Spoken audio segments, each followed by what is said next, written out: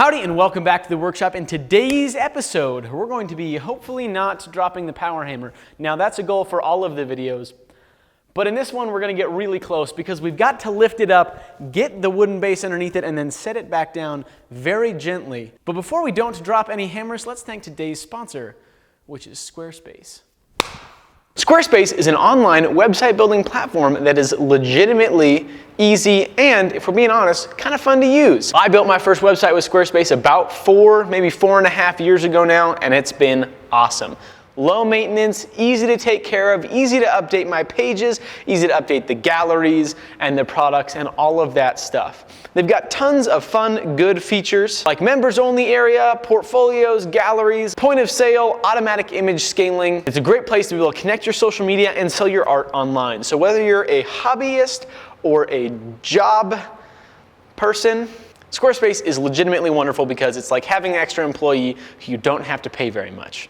And you can pay them even less when you go to squarespace.com/Will Stelter for a free trial and 10% off your first purchase. A huge thanks to Squarespace for sponsoring today's episode. With that, let's jump on in. So next things next is to get all of the shmoo that's currently in the way of getting a 9,000 pound capacity cat telehandler in here to lift this thing up because, believe it or not, things that can lift up a 7,000 pound power hammer from the top aren't small.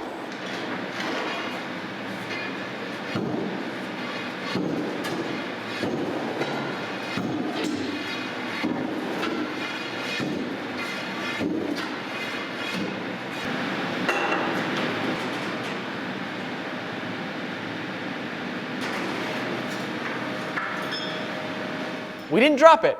The next thing that we have to do is we need to get this thing bolted down. Now I don't really need to introduce the tool that we're going to be using to make these holes because you know the drill. Sorry, I just thought of that bit. This is an SDS Max concrete cutting drill bit. I'm going to first cut through the wood with other bits because I don't think that concrete bits necessarily love cutting through wood. Just an assumption. So we're going to blast through there and then tune up our bolts a little bit to get them to the right width. Next step is to take the 1.5" all thread, zip 1/8 of an inch off of either side. The reason that we're doing that is because I used an 1.5" bit, 1.5" bit, 1.5" all thread. It doesn't fit. So we'll zip it off, make sure that we get a little bit of texture on those bolts, and we'll glue them up, throw them in there. All right, here is bolt number 1. As you can see, we've got our 1.5" threading on the top. We've got our slick area, and then we've got, I put some grooves in there just to give the anchoring epoxy something to hold on to. What do you think, Marty? I think it's okay. And so I'll spray some of the anchoring epoxy down there, and then I will also coat this in it. Well, while we wait for those bolts to dry, it's time to figure out exactly what our cut list is for building the motor tower. I want to try to do this as fast as possible while I still have the telehandler here. I'll give you a rundown of what the plan is. Well, let's see how it looks outside. I have a very hard time getting the camera settings to be able to show exactly how white it is out here, but it's almost as white as not being able to dance. Go ahead and shoot a comment down below of exactly how white is it. So I don't know if you can see under here, but there is some steel down there. I'm going to hook the trailer up to my truck, pull forward, and try to get this into a more cuttable space.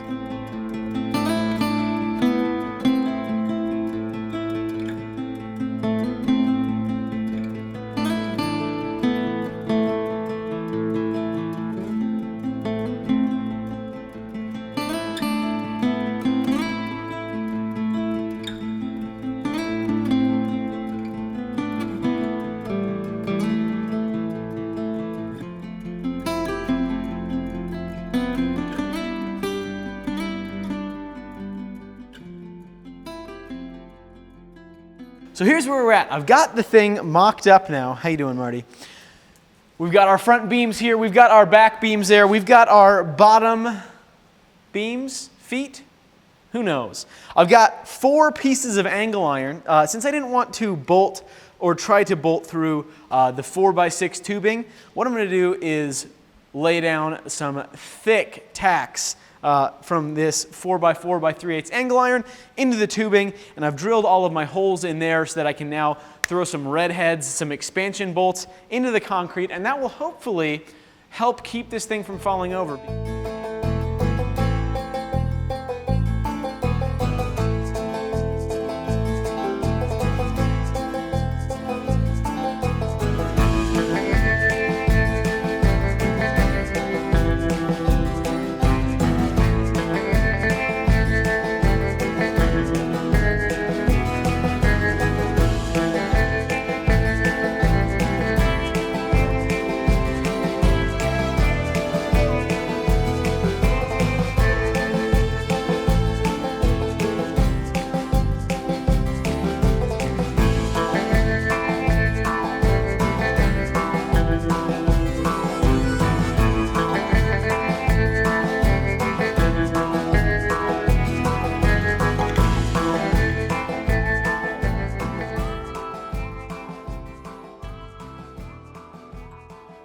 Let's take a quick break from working on the shafting in order to make up a few wooden wedges to jam in between the anvil and the frame of the hammer to get it evenly spaced out before we drill our anvil bolt holes.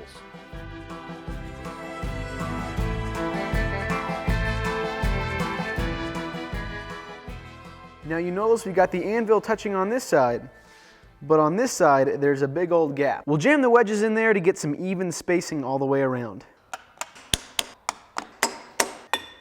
All right, now that we've got it lined up, the next step is going to be knocking in our sow block key without moving the sow block at all. I think we did it. Well, with the holes drilled, I just ran to Ace and grabbed their Power Hammer Anvil mounting kit. It came with 3 pieces of 18-inch long, 1-inch all thread, 4 nylock 1-inch nuts and 4 regular ones, presumably to be able to double nut it, and then some of these kind of weird looking washers, I guess. I think they have this weird shape so that they can fit all the way in here and not fall through, but actually be able to grab on either side because the 2 holes in there are just about the same size. Needs to be able to fit through one and then grab on the other. Kind of weird. Thankfully, Ace came through and had the exact right stuff. Let's anchor this down. Well, while we wait for those bolts to dry, let's go ahead and tackle the shafting issue that we have here. The original piece of shafting that came with these pillow blocks and like a couple other pieces of junk jammed on there is a little bit beat up. We're gonna cut some keyways in that shafting. We've got to bush one of the pulleys, and then we'll be pretty close.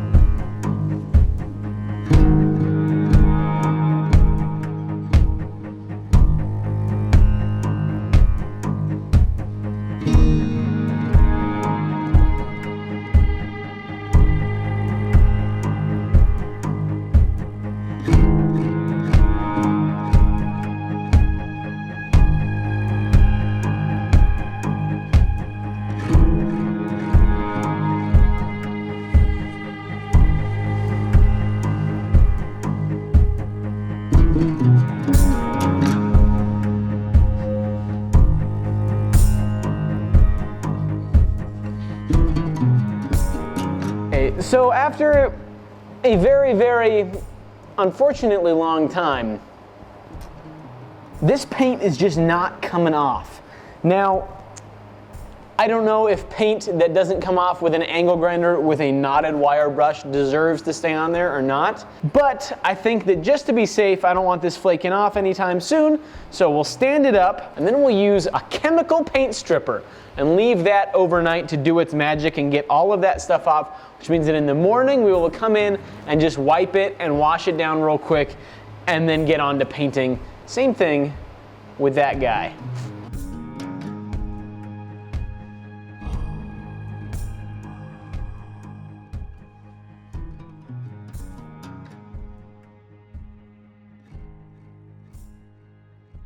Well, while we wait for the paint to dry on those pieces, let's anchor down the anvil. The epoxy has cured for long enough for us to be able to put a load on it. I've got some 1-inch bolts here, and then I just ran to Ace and quickly grabbed this very neat and good looking socket that will allow me to actually drive the bolts all the way down into the hole there. A normal socket wouldn't do that. And it has a square head on, which I just love. Classic. Let's give it a shot.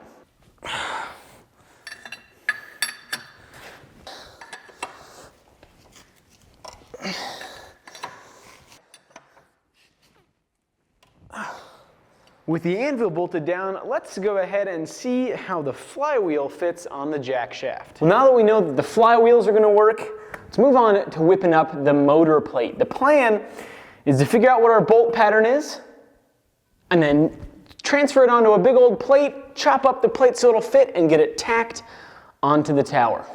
Well, now that the motor mounting plate is up there and ready to rock and roll, my buddy Heil is here to do the serious welding since I'm not so good at burning rods, but he is. So let's get this thing fully stuck together. Right now it's just held with tacks, but that won't do for having 600 pounds of flywheels spinning 10 feet in the air.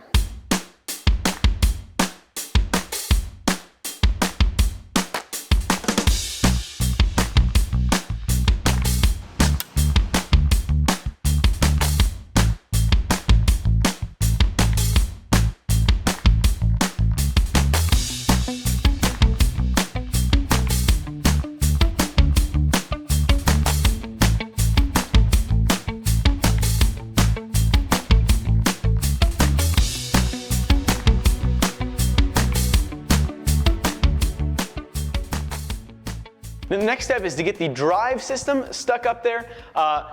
You know what's funny? I love these old motors. One of the really funny things that people don't know about these old motors is that they actually just love to climb. And if you don't keep an eye on, oh my goodness, it's already up there. It's a perfect spot for it too. It just knew. All right, with the motor up there, there's one more thing that we need to be able to have that thing be running, and that is the disconnect switch for it. That's the rocker on and off switch. Now, this is gonna be kind of a hard thing to place in a convenient location that's still gonna work good. So my thought is I'm going to just weld a little arm that's gonna come off the tower, and hopefully that'll be a good spot for it to hang out. I've got my electrician on the way right now to get all of that running. After that, it's on to mounting the flywheels.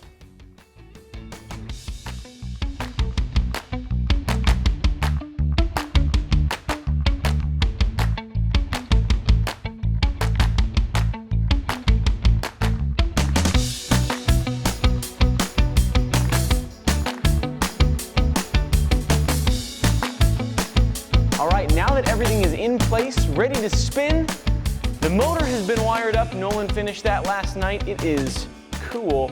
It's time to build our belts. Now what we have here is some 6-inch wide, 5-ply composite flat belting and a bunch of alligator lacing. So first things first, you want to measure your belt length. Then you want to press in your alligator bite belting stuff. And then all you've got to do is throw it up on top, throw a pin through it, and you're ready to rock and roll. Bam, bam, bam, bam. Okay, so it ain't quite working yet. Here's the dealio. Electrical issues, not my forte. But basically, as you saw, we had it running. Wheels were moving, everything was doing its thing, but the motor just didn't have quite enough juice. We figured out what the issue was, and it's basically the digital phase shifter that we were using for the motor wasn't balancing out the third leg of the 3-phase properly, and so we weren't getting full juice out of the motor. But we got a VFD on the way. It'll be here very soon. We'll get this thing hooked up and hopefully hitting some hot steel. Everything else about it is ready to rock and roll. And with that, let's do a little bit of time travel. Woo! All righty.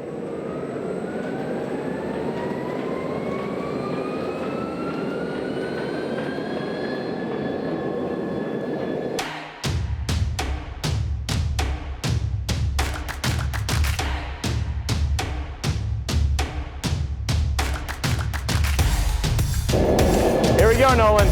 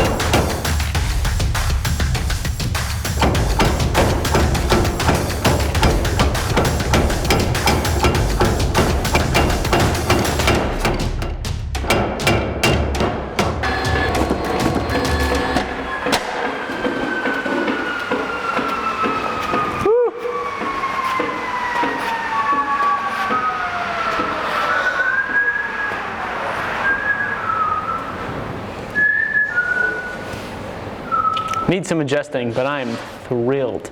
I can also almost guarantee that all of these bolts need to be retightened down again. Well, I can't tell you how unbelievably thrilled I am to finally have the power hammer running. It has been exactly 1 year and 15 days since I got this baby unloaded. I thought it was going to take like 3 months to get it running. But anyway, it's finally running now. It obviously needs a lot of tuning before it's going to be hitting really hard. It's hitting at probably 50–60% capacity right now, but it should really rip and really be able to move some steel when it's all tuned up and everything's, you know. So in honor of not dropping this power hammer like I did the last one, make sure to go check out the Pallet Jack Gang t-shirt. Another huge thanks to Squarespace for sponsoring the episode, and with that, I will catch you guys later.